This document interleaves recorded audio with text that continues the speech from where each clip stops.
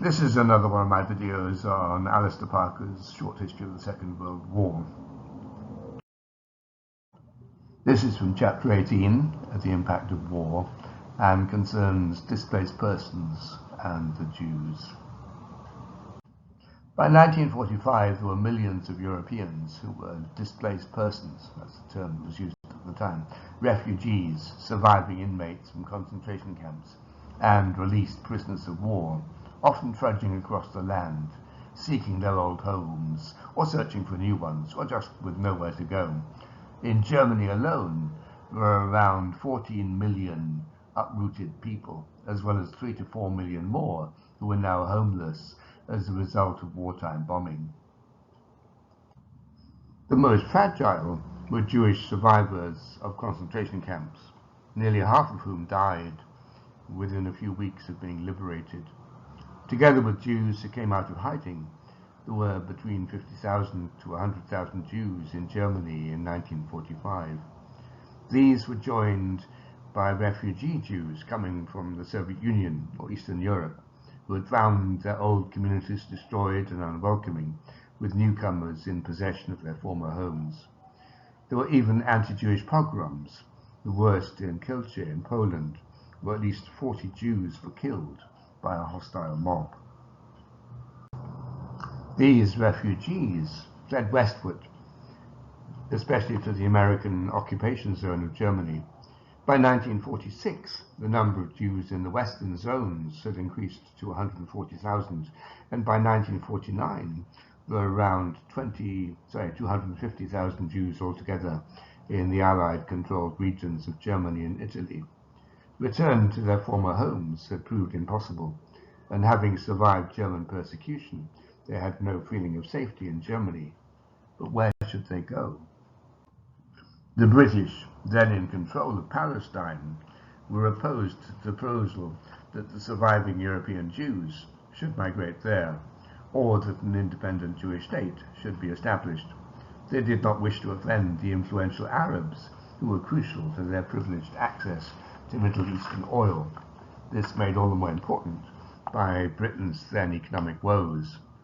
Also, the British, until later assured of continuing American support in Europe, thought that the defense of Britain against a hypothetical advance by the Red Army into Western Europe meant that they had to have the ability to strike the Soviet Union, particularly in its oil-producing areas close by British bases in the Middle East. The change in the British government from Churchill's wartime coalition to Attlee's Labour government in 1945, with Bevin replacing Eton as Foreign Secretary, did not change British policy in these matters.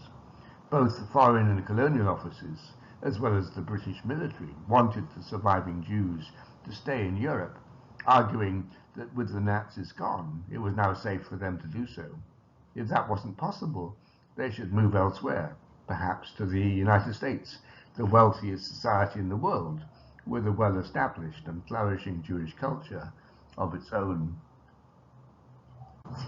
There was a major difference here between the American and British policies. Lacking the overwhelming prestige of Roosevelt, the American president, Truman, was far more sensitive to domestic political pressures, and whilst perhaps personally sympathetic to the plight of Europe's Jews, supported the Zionist demand for free entry of Jewish refugees into Palestine. As Bevin, the British Foreign Secretary, observed, this enabled him to win approval from American Jews, whilst avoiding alienating American anti-Semites and xenophobes. Better to send the Jews to Palestine, it seemed, than welcome them to New York. In the summer of 1945, the American representative on the Intergovernmental Committee on Refugees, after seeing the terrible condition of the Jewish survivors in Europe, recommended the admission of 100,000 of them to Palestine, a call taken up by Truman himself in August. The British refused, and the Royal Navy now found itself required to intercept and turn back ships overloaded with Jewish refugees. Meanwhile, in Palestine, Jewish guerrillas and terrorists now began to attack the British. Most famously in July 1946, when Menachem Begin's Irgun fighters blew up the King David Hotel in Jerusalem, the British headquarters. The British found no easy options. The Palestinian Zionists, led by men such as Ben-Gurion, were backed by the United States, and the British feared losing Arab support if they allowed continuing entry of refugees. By early 1947, they also faced the reality of domestic economic crisis and recognized that there was no way in which they could impose any sort of settlement in Palestine. Therefore, on the 26th of September 1947, the British told the United Nations that they intended to withdraw from Palestine, returning the issue of Palestine to the United Nations as the successor to the League of Nations, which had first granted the legal mandate over Palestine to Britain. In November, the UN voted in favour of the partition of Palestine and the creation of an independent Jewish state. And on the 15th of May 1948, the final day of the British withdrawal, a war between the Jews in the new state of Israel and their Arab enemies commenced. The suffering of the European Jews in World War II had enabled and legitimized the fight for a sovereign Jewish state, with the resultant suffering imposed on the indigenous Palestinian Arabs. So many thanks to you for listening, and particularly thanks to my patrons for their kind support and encouragement. Without them, I wouldn't be able to make these videos. So, you're welcome to support my channel if you so wish. Do like, comment and share on the videos, it really does help. Subscribe if you want to be notified of future videos. I'll give a Patreon link below if you want to provide practical support. Next week, we'll finish this chapter with a section on the ending of colonial rule. Have a good day.